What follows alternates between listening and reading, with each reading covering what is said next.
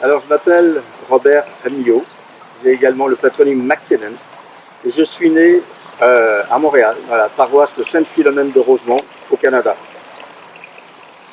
Alors, Amillot, c'est un nom champenois, j'en suis très fier, mais j'ai aussi une branche écossaise, la branche McKinnon, qui vient de l'île de Skye, de l'Écosse, un des plus beaux pays du monde. Donc vraiment, j'ai toujours grandi à la maison entre la culture française, mes parents qui me parlaient à la fois en français et en anglais. Donc j'ai grandi avec l'amour de mes origines françaises, hein, la devise du Québec c'est « je me souviens », et aussi l'amour de l'Écosse. J'ai été élevé avec le son de la cornemuse, avec les parades sur la rue quand c'était la Saint Patrick's Day, tout ça. Donc j'ai vraiment grandi avec les deux cultures en même temps.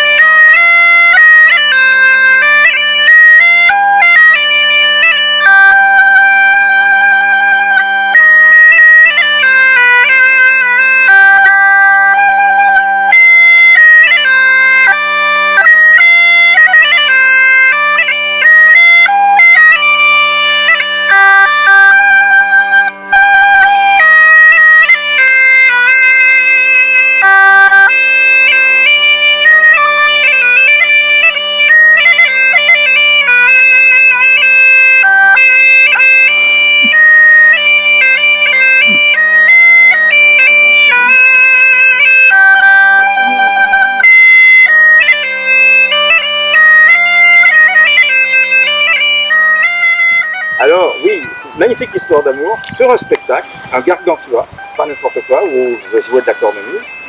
Eh bien, j'avais remarqué qu'il y avait une couturière, une costumière plus exactement, qui n'était pas vilaine du tout. Et puis elle avait remarqué que le grand sonneur de cornemuse là-bas, il était pas mal. Et évidemment, on a discuté, tout ça. Puis elle était en train de lire un livre. Je me souviens, c'était facile pour l'aborder. Je lui ai demandé qu'est-ce que tu es en train de lire. Alors ça, c'est fantastique parce que quand on raconte ça à nos enfants aujourd'hui, ah, vous voyez, les enfants, la lecture, c'est important. Et puis donc, de fil en aiguille, c'est le cas de le dire, on s'est mariés, hein, puis petit à petit, elle a appris à vivre avec un franco-québécois, canadien, berrichon, écossais, tout ça, c'était un mix de culture assez sympathique, ma foi. Et puis, un jour, comme tous les Québécois, comme tous les Canadiens, j'étais en train de regarder mes papiers de famille, et elle regarde par-dessus mon épaule et dit, bah tiens, t'as d'Écossais, mais t'as vraiment beaucoup d'Écossais dans ta famille, dans ton arbre généalogique. Oui, c'est vrai, il y a les McKinnon, il y en a d'autres, il y a les Montgomery, il y a les Lindsay, il y a les Carnegie. Ah, mais il dit, ça m'intéresse, ça, donc je pourrais peut-être te faire un film.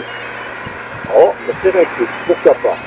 Au début, je me disais, ça me rappelait un peu de mes mauvais souvenirs de mon enfance, mais je me suis dit, mais maintenant, c'est vrai que ça serait pas pareil, ça me travaillait depuis longtemps. Alors je me suis dit, ok, fais-moi un film. Mais ça a été plus compliqué qu'on ne le pensait. Et puis, tout ça nous a amené à revenir vivre dans le Berry, parce qu'il y a un point crucial dans le Berry. Il faut savoir, il y a une rencontre de musiciens, d'Écossais, de porteurs de quilles, et ça devenait une évidence pour elle, parce qu'elle est devenue filmmaker. Bon.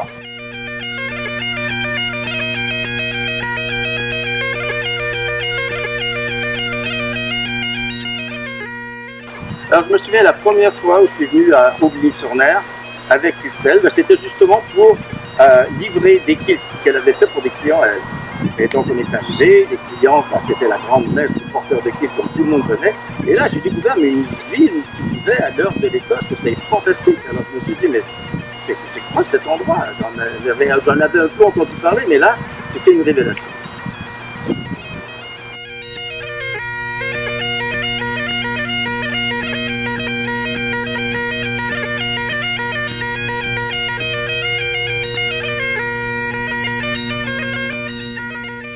Alors ça remonte jusqu'au Moyen-Âge. Les dates précises, je ne les connais pas, je ne suis pas historien. Mais bon, ça remonte à l'Old Alliance, à Charles VII, etc. Même avant, bien avant, puisque Charles VII a ensuite appelé les Écossais à la rescousse. Donc l'alliance existait depuis très longtemps avant.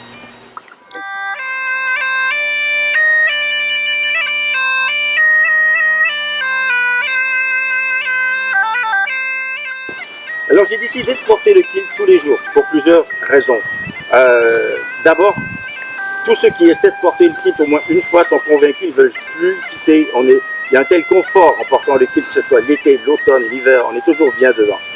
Et je me suis aperçu aussi qu'en portant le kilt chaque jour, les gens avaient un autre regard sur moi, sur ma personne. Et ça invite au dialogue, ça invite au partage. Les gens viennent me voir, disent vous êtes écossais? Alors j'explique en partie oui, mais etc. Je suis également français, d'origine canadienne, tout ça. Donc c'est passionnant parce que c'est vraiment un moteur pour animer les conversations et les rencontres.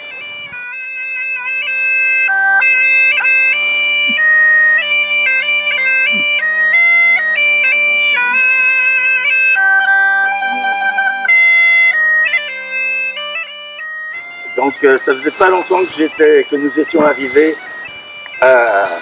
dans la région et j'entre à la pharmacie, une des pharmacies d'Aubigny-sur-Mer.